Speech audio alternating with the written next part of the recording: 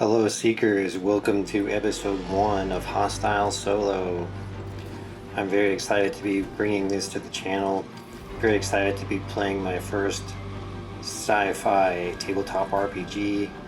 It's been really fun immersing myself in this system and learning the ins and outs. And I think I have some level of confidence how to play it, but I'm certain that I'm going to make mistakes. And this will be my first time playing. I have not played any complete missions, scenarios, or campaigns or anything off camera. I've simply done a little bit of testing and a little bit of thinking about the mission, but other than just immersing myself in the rules and in the world, I have not really played. So this is going to have a little bit of a feel of learn as you go. So I hope you will enjoy that style for this first playthrough. But I can just about guarantee that I will be playing more missions of Hostile on the channel in the future. It's a huge game, a vast world. There's many different types of missions to explore and to enjoy. So I do look forward to playing it again in the future when I am more familiar with the rules and will have more of that sort of flowing gameplay. But I think maybe this would be useful for some people who are also new to the game. Hopefully I can give you some insight into why I'm doing things and it can help you. And while this won't be a strict tutorial, I hope that it will give you a feel for just how to get through the game and to understand some of the systems. And while I think the game is not very complex, especially when it comes to things like dice rolling and math, there's not a lot of things involved in that, but there's just simply a lot of information to go through because it's such a huge world and the setting is so rich and deep, and so managing all of that information is probably the most difficult part about playing Hostile. But one good thing about that is that you can really make it more simple if you want, and you can also add in more things if you want. It's really up to you, and it's pretty easy to kind of be modular about how you want to do that. And so that's one reason why I am doing for my first mission a colonial marine fast response mission. And these missions are usually a bit more on the simple side. Usually you have a smaller team and usually you can get in and get out, and the action is quick and pretty simple. As you saw in the intro there, our mission is simple, right? We just need to find out what happened with the loggers, and then we just need to neutralize the threat. But of course, it's never that simple, is it? So we will see how all this goes down. And while, of course, being the solo player, you are kind of the player and the GM at the same time. I do know some of the secrets and things that are going to await us, but there's also a lot of things I don't know how they're going to play out, and we always have the fate of the dice as well, so we'll see how that goes. Okay, so with that out of the way, welcome to the flight deck of the USS Shepherd class Tempest. This is the USS Tempest, and we are here on the flight deck, and we have right here our lieutenant, and we just call him LT.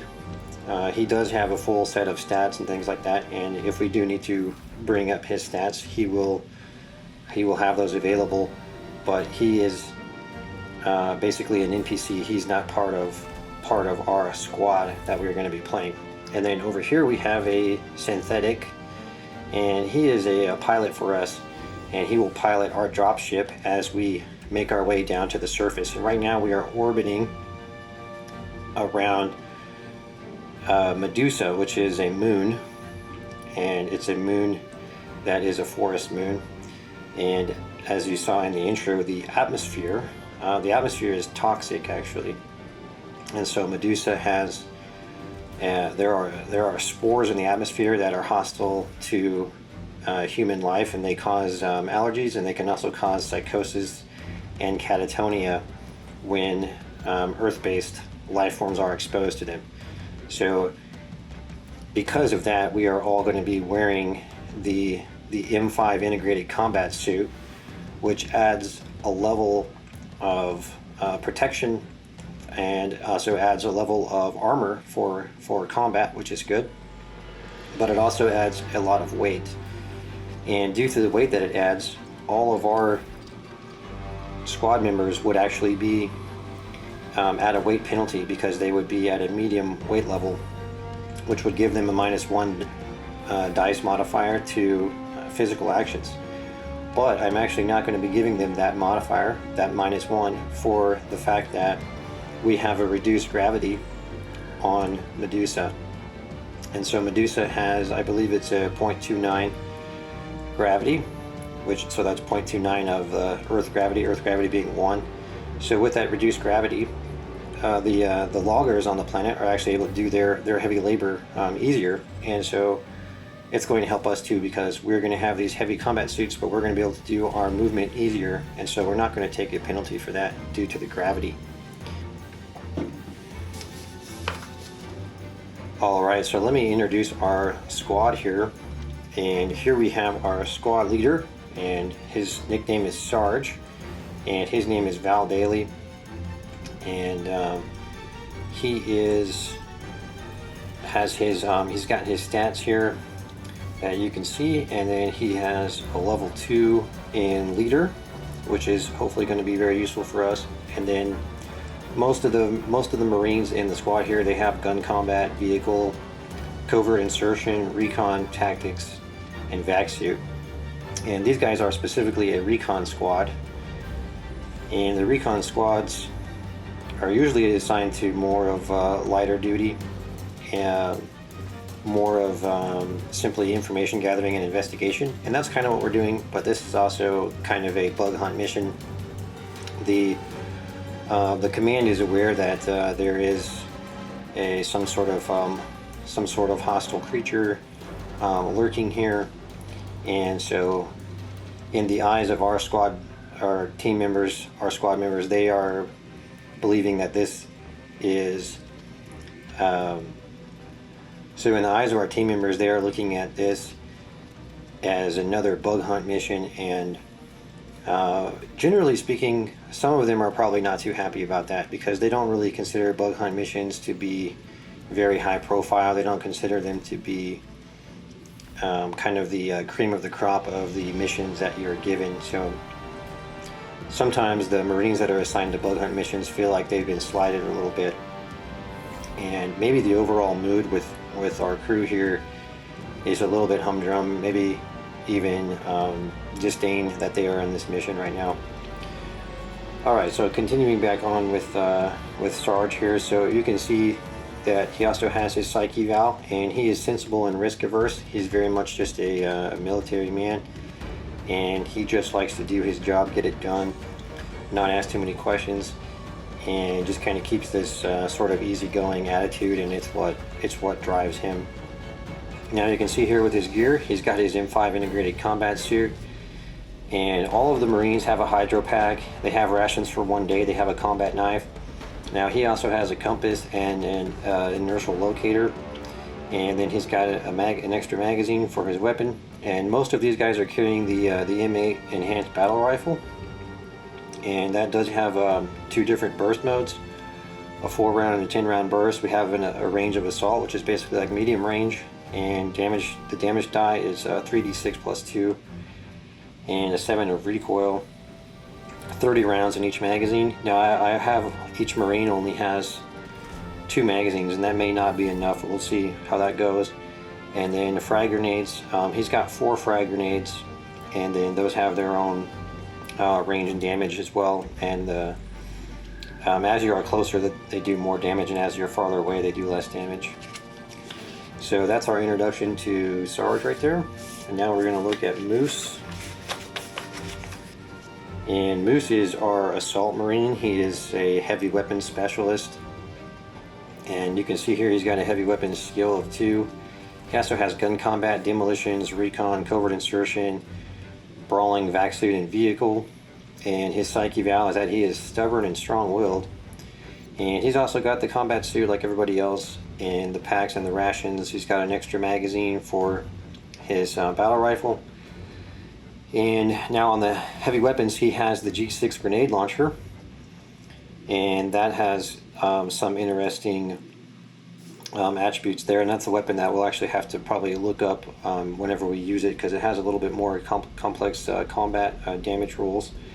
And then he also has the Eagle Eye missile, and that can be used for a variety of tasks, and the missile has a pretty long range. The rocket range is actually, I believe it's a long range, so it's probably the longest range weapon that we have in the squad. And then he also has the M8 battle rifle that he can use if he needs to. And now we'll go on to DJ. And so DJ Malachi Vince, and he's got recon, so he is the group's recon specialist. Technically he would be considered a rifleman, and he's got the gun combat, and he also has medical and mechanical, so he's the only guy we have with medical, so that's something to be aware of. And his psyche val is that he's a joker. He doesn't really take life too seriously. He likes to joke around. And we've also got kind of the same loadout here, except he does have a motion tracker and he does have a machete. He's also got the M8 battle rifle, and he's also got 4 grenades. And then finally we have here Buttons, Taylor Memphis, and she is the comm tech for the group. And you'll see here that I have not written down anything for her primary attributes, and that's because I wanted to roll those to show you.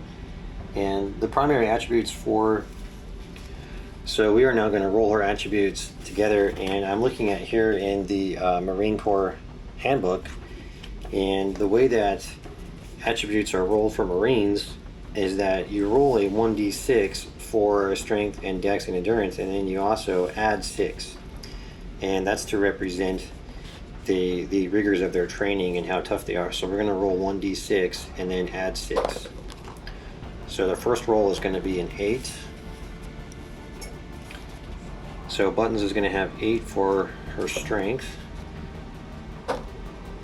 and then she's going to have 7 for her dexterity, and she's going to have 9 for her endurance. And now intelligence, education, and social, you go ahead and you just roll 2d6 for those. So she's going to have 7 for intelligence and 5 for education, and she's going to have 8 for social standing. So all in all, she did not get super great rolls. And what we do to determine her carry capacity is we multiply her strength by 2, and that would be her light load limit, and then we would multiply by 3, and that's going to be her medium load limit, and then we would multiply by 4, and that would be her heavy load limit. And everything else with her I have already put in there. And so you can see that she has a level 2 of comms, and then she's got gun combat like all the rest of them, and she also has computer and electronics. She's our only squad member with computer and electronics, so that'll be something to be aware of. And like all the rest, she has recon and covert insertion. And then her psyche val is that she is comically pessimistic. And anything special, she does have the field radio here with her gear. She also has 4 smoke grenades, which can set up an area that would result in a penalty for attacks in that area, specifically range attacks, I think. She's also got the M8 battle rifle. And one thing that I have done on all the character sheets is on the back here, I also have this kind of abbreviated character sheet. Now this would be enough to create 3 characters, but what I'm using it for is the personal relationships. So the personal relationships that these characters develop along the way, I will be making notes of any important things here on the back of their sheet. Okay, so that's everyone introduced, and now we're gonna actually have what is going to be our first roll. So one thing about Hostile Solo is that it's really recommended that you kind of see the mission as an opportunity for drama and for story to emerge. And it's a little bit similar vibe to something like a novel or a movie, in that when you get all the characters together and you start putting them into a situation, that's when things emerge. And so you need to kind of play those things out and also kind of go along with them and see where they lead, because they're often going to lead to something interesting that you never thought could happen. And that's kind of where the drama and a lot of the fun comes in. So as I said, all of the characters here are maybe a little bit not so jazzed about this mission because it's a bug hunt mission and it's not really considered the top of the food chain for missions for Marines. The other thing is our lieutenant here, he has the feeling that he is not really getting all of the information about what's going on with this mission, and maybe some of the members don't care so much, but I think Sarge also feeling a little bit the same way, that we're not getting enough information. And so the rest of the team can kind of see this little bit of a vibe here of they're possibly getting set up to fail here with this mission, and they definitely don't like that. So in light of that, we're going to roll what's called a reaction roll. And the kind of reaction roll we're going to do here is we're going to roll one roll for the entire squad, and we're looking for an 8 or better. And on an 8 or better, it means that the squad is able to, everyone in the squad is able to sort of just kind of play it all off and just play it cool and continue on with the mission. But if we roll below 8, someone in the squad who we will randomly also roll for will have some sort of an outburst or some kind of behavior that is not standard behavior, that will result in some kind of drama with the crew here. And that's because this is a little bit of a tense moment for them as they start this mission and feeling like maybe they're being thrown into something that's not quite what it seems here. So we're going to roll our reaction roll for the crew, and we'll see how that goes if we can get an 8 or higher. And we have rolled a 5, so that is not going to be high enough. So now we're going to have to roll to see who is going to be the kind of the instigator of this reaction. And with 4 members, we could actually roll a D4 here, and with a D4, 1 can be for each person. So 1 would be Sarge, and then 2, 3, 4 down the line. So we'll see who this is going to react here. All right, so that's a 3, so that's going to be DJ. And let's go ahead and look at DJ's sheet here. So we've got DJ there, and now we want to look at the possibilities of what DJ might do here with this reaction roll. So we have a table that we can consult for the reaction, and we'll look at this table right here, and it is a 1d6 table. So we'll go ahead and roll 1d6 for DJ here, and let me roll that again. That didn't seem like a very good roll there. Oops. Okay, so that was a 4, and that is going to be stubborn. So let's see what it says here for stubborn. So a choice has been made and the character does not like it. They refuse to cooperate until things are changed, and this may not be the result of a large ego, but a passionate belief, a sense of safety, or moral duty. It all depends on the current situation. So I think what we can say here is that, like everyone else in the squad, DJ is picking up a bit of a vibe of that something is not right, that we're kind of being kept in the dark here about what's going on with this mission, and they feel like they should have more information going into this. And now there are some reasons for that we will probably be able to discover as we go along, but for right now we're keeping it in the view of what these characters know. But one thing that the lieutenant knows is that there is actually a secret Marine base on Medusa, but most of the Marines do not know about that, and the lieutenant only knows about that because he was given a little bit of information about that when he was given the information for the briefing. So DJ here is quite aware of what's going on, and he's feeling stubborn, like, hey, we're not gonna accept this. So I think what's going to happen is that Sarge is going to have a talk with DJ and tell him to, hey, let's just try to calm down here and let's just do our job and try to get on with the mission here. So what Sarge is going to do is he's going to use his social skill to see if he can persuade DJ to kind of relax here.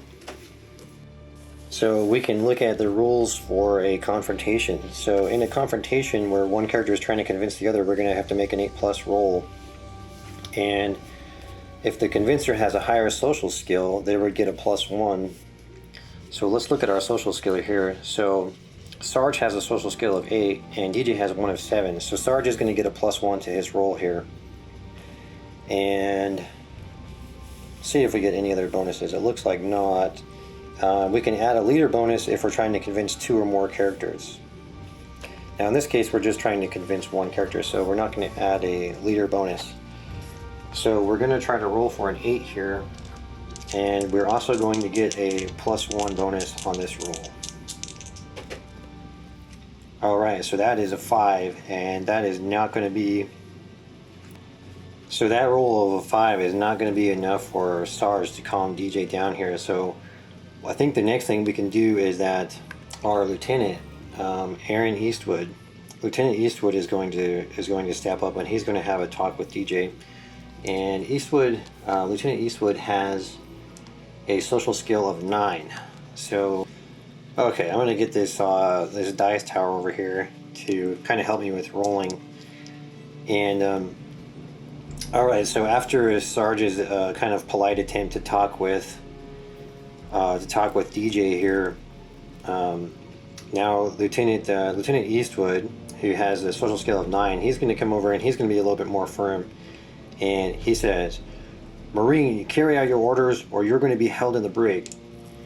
So now we're going to roll for his roll, and he's going to get a +1 as well. Okay, so that's a 4, 7, and that's going to be an 8. So an 8 just is enough. And so DJ is finally like, all right, let's just get on with this mission. And so he finally backs down, and we're able to continue on. But I think what we can do here is make a note on DJ's relationship, and we can say that basically that he has a bad feeling about the mission and he doesn't want to be here. Yeah, he doesn't want to be here, or he feels like something is wrong. So something is not above board with this mission.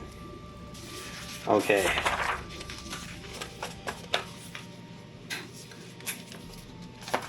Alright, so now what we're going to do is everyone is going to load up into our dropship, and this is going to be a this is kind of the standard Marine dropship, and we've got our synthetic pilot there, and we also have a lieutenant, and everybody just barely fits in there.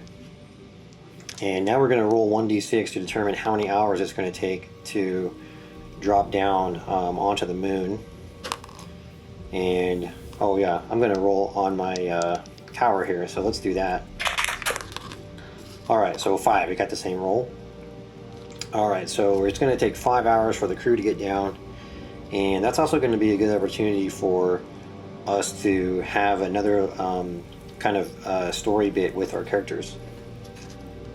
So here we are, we're in our Global Dynamics UD5 Mustang dropship, and we've got our synthetic pilot up here. Him and the LT are up there taking care of navigation, and we have a 5-hour flight. So this would be a great time to do what is known as a spotlight in the Hostile Solo book here. So let's look at a spotlight. So this is something where you can highlight a specific character, and typically you'd want to look at a character that maybe hasn't been involved in anything yet, and it's a chance to learn something about their past or something that they're planning to do. and it's kind of a way to maybe create a storyline or to reveal something about a character that we wouldn't normally know. And then of course we'll record that as well. The way we do that is that we look at the inspiration table, and we're gonna roll D66 twice on the table. Alright, so the way we're going to do that is we're going to select who this character is going to be for the spotlight. And I think for the spotlight, we are going to look at Sarge. He is our squad leader. So we'll look at Sarge and see what we can learn about him. And so on our first inspiration table here, we're going to roll for personnel. And we're going to see what we get with a D66 roll here. So we'll have here that the black die will be the first number on the roll. And that is going to be a 26. So we look at 26, and that is executive. And then we're going to come over to our inspirations table, and we're going to roll on theme. And that's going to be a 35, so it's going to be Executive Fellowship. So Executive Fellowship, what can we get from that? So I think what we can say with Executive and Fellowship, Executive I think is going to point to the higher ups in the Marine Corps, and then Fellowship is going to indicate that there's some Sarge is developing some kind of relationship there, or had some kind of relationship in the past. And I think we'll say that it's going to pertain to this particular mission here. And so I think Sarge is hoping that he can build a rapport with maybe with the lieutenant, and the lieutenant would be willing to maybe possibly give him some more information about this mission, because the lieutenant does know a little bit more than the squad about what's going on with this mission. But I think Sarge, being the consummate military man that he is, he's concerned with the safety of his squad, so he really would like to know if there's anything that he can do to be more friendly with the lieutenant, and so that he can get more information to help the squad, because he really does care about his squad a lot, and he's just a very straightforward kind of guy. So that's what is on Sarge's mind right now. Now I don't know if this mission will be long enough to for that kind of a storyline to really develop, but I think it does pertain pretty well to what's going on now. So we're going to say that he wishes to develop a closer fellowship with the CO or LT, so with the commanding officer or the LT. And again, he wants to do that in order to get more information to help his squad. Okay, so now we're going to say that the time has passed and everyone is getting ready to touch down on Medusa. And this is Medusa here, and we are getting ready to come down into the mission area to our LZ, and that secret Marine base that only the lieutenant is aware of is this base right here. It's the Pittman.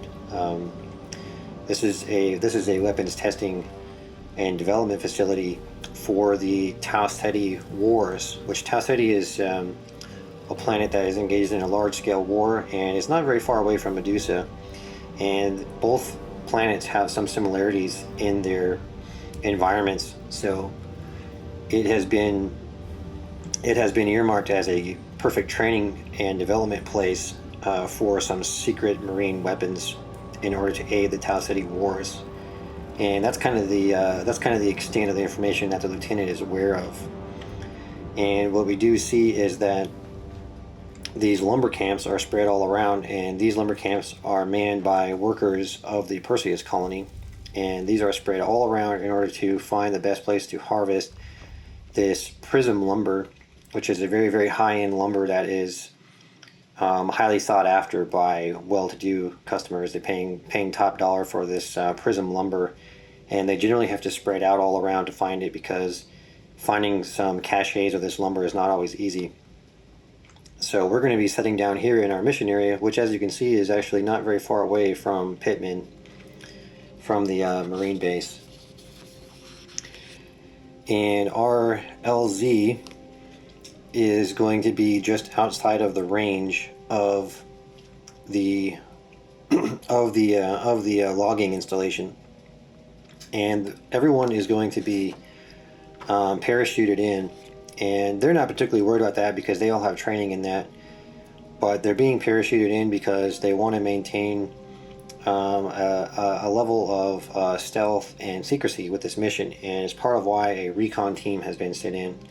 So over here, and this is kind of an abstracted distance because there is actually another whole hex here, but over here you have the starport for the Pittman, and then we've got a hex here, and then over into this hex is where we have the team coming in, and they're going to be dropped just outside of the range here, probably roughly about 10 or 15 miles outside, just for their safety, and they're going to be parachuted in. And so as we come in and the team parachutes in, we are going to need to make a check for this parachute drop, and we'll see if they're able to get down and successfully secure the area and do everything without alerting any hostile entities that may be around. So when we come back in episode 2, that's where we will be. So thank you very much for joining me for episode 1, and I hope you're having a great day, and we'll see you next time.